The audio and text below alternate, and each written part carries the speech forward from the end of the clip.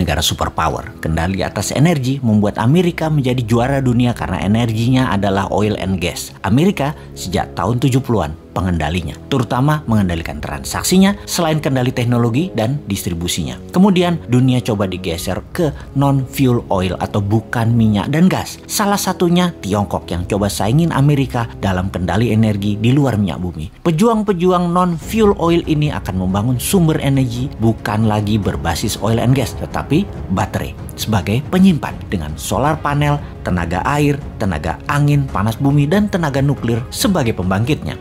Sekali lagi, kita ingatkan kalau Indonesia mau jadi negara superpower, Indonesia harus punya sesuatu yang didominasi sebagai alat tekan. Sungguh, menjadi negara superpower wajib ada yang didominasi terutama kekuatan militer dan punya banyak alat penekan. Amerika itu militernya terkuat di dunia sebagai alat tekan, punya teroris sebagai alat tekan, lalu punya dolar sebagai alat tekan juga, punya hutang sebagai alat tekan juga, punya multilateral organisasi seperti PBB, IMF, dan lain sebagainya sebagai alat tekan juga. Kemudian tujuan New Mind bernegara adalah ingin membuat Indonesia menjadi negara superpower. Tujuan Old Mind bernegara adalah mengelola anggaran dan rebutan anggaran. Mek ngono tok. Mentalnya yaitu cuman bisa rebutan anggaran. Terus mau berkuasa lagi 2024 dan rakyatnya hebat lagi. Masih terpesona sama Old Mind. Kok iso yo? Sungguh Old Mind ya Old Mind. Bahkan kalau nanti oposisi yang menang tetap otaknya hanya membagi-bagi anggaran yang 1.700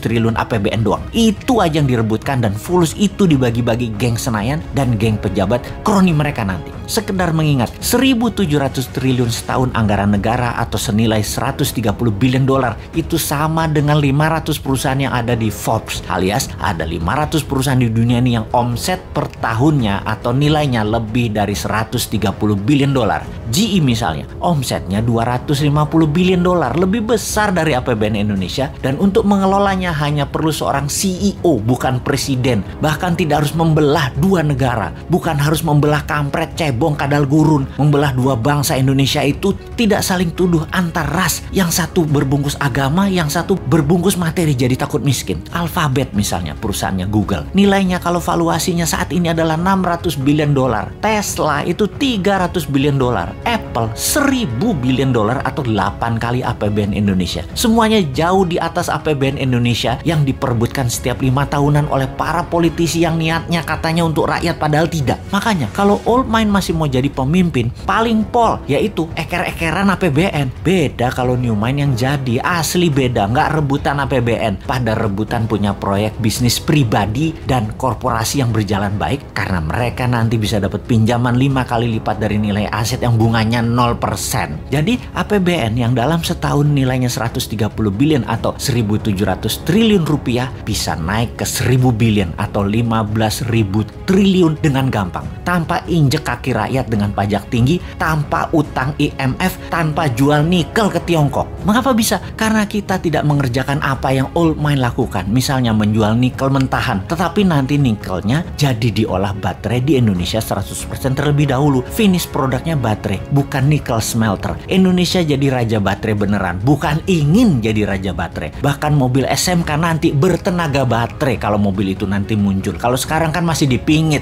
namanya juga Satrio Piningit. Karena mobil SMK itu sekali lagi, itu sesungguhnya Satrio Piningit itu aslinya yaitu.